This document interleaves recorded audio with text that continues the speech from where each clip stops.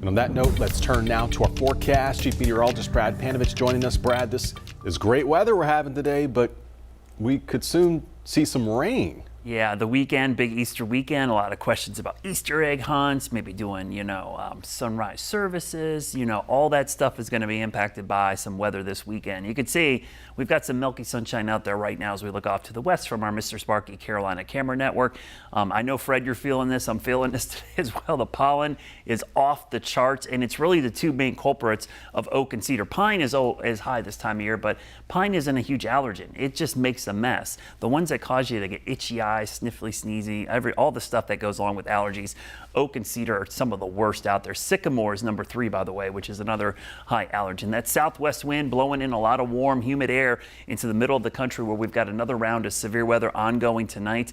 That risk shifts to the east slowly, but very slowly, may move into the Carolinas by Thursday. Now, right now, it looks like a low-end risk, and I don't anticipate this to be too over the top because the front is actually going to stall over the region, and that's going to set the stage for the ugly weather for the weekend. So here comes the front. Notice not as many storms as we saw last week, but certainly a line will develop probably late Thursday and then head into the mountains early on Friday. Then the front kind of weakens and stalls, and that stall is going to be key because it's going to set the stage for the cold, wet weather for the upcoming weekend. So let's jump ahead to Thursday. Again, it won't rain the whole day. It'll likely just be scattered thunderstorms. It's really going to be Friday, I think, where the storms become a little more prevalent in the afternoon along and south of that stalled front. But because of stable air to the north, I don't anticipate a lot of this being severe right now. The heavier rain will certainly be to the south, and that's going to be the key part. It's also Bristol weekend, so we're trying to keep that rain south of Bristol as well. But you see the rain most heaviest to the south as we go into the weekend. But the problem is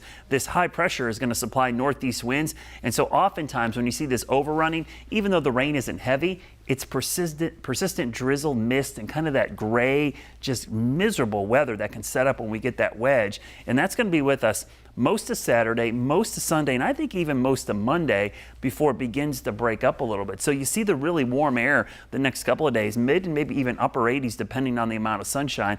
And then look at this cool down for the weekend. Next week, obviously spring break for CMS. It will be kind of a rough start to the week after a rainy, cold weekend, but temperatures will warm up and eventually we are going to dry out for the middle of next week. So for just the weekend in particular, here's the breakdown. Saturday, probably not the best of days. I mean, it might not rain the whole time, but it certainly will feel like it and very chilly and raw. Easter Sunday, I think we're going to be stuck in the upper 50s with rain more scattered, but at least not as wet as Saturday. So this is why you need to get out and enjoy this tomorrow. This will be very similar on Thursday. Mid and even upper 80s with southwest winds. Just a beautiful day tomorrow. And again on Thursday, your Guy Roofing 7-day forecast shows the dramatic cool down this weekend. But let's look ahead to next week. We'll go 10 days into the future. Yeah, the 80s will return in sunshine. So spring break isn't too bad, even though it might get off to a rough start. Okay. Good to see, Brad. Thank you.